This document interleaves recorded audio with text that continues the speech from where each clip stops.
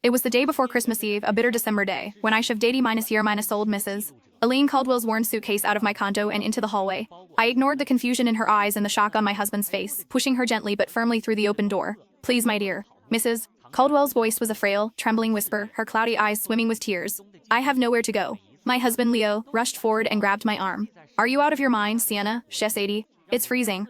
I pulled my arm free, my gaze cold as I watched the elderly woman's cracked, fragile hands clutching the door frame. "Either she walks out herself," I said, my voice utterly unforgiving, "or I help her go." Leo stared at me, disbelief warring with outrage. Mrs. Caldwell, still sobbing softly, finally let go. "I'm going. I'm going right now." She bent her back, her posture question mark, and slowly shuffled toward the elevator. Her small, thin frame shivered visibly in the harsh overhead light of the hallway. I slammed the door shut, cutting off the sight and the sound.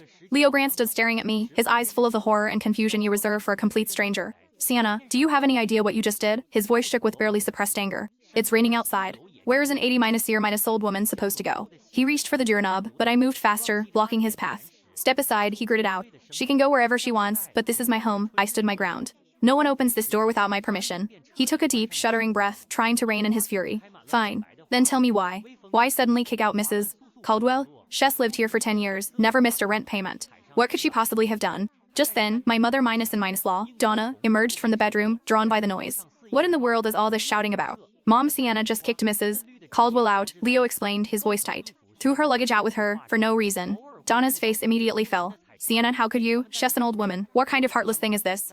I looked at them, mother and son, working themselves into a coordinated lather. "This is the condo my brother left me. The title is in my name, only my name. I am the owner. I can rent to whomever I choose and terminate a lease when I choose. Do I need a reason?" "You are completely insane." Leo's face was turning a mottled shade of red. "Just because Dean left you this place, you think you can be a tyrant? Have you forgotten how good Mrs. Caldwell has been to us over the years?"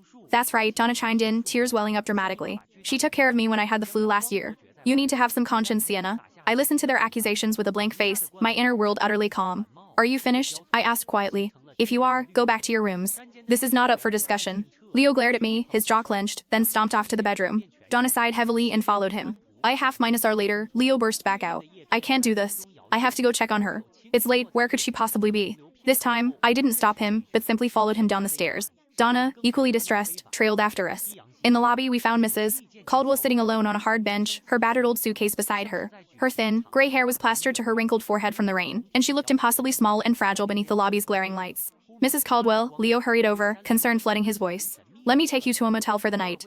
We can figure things out tomorrow."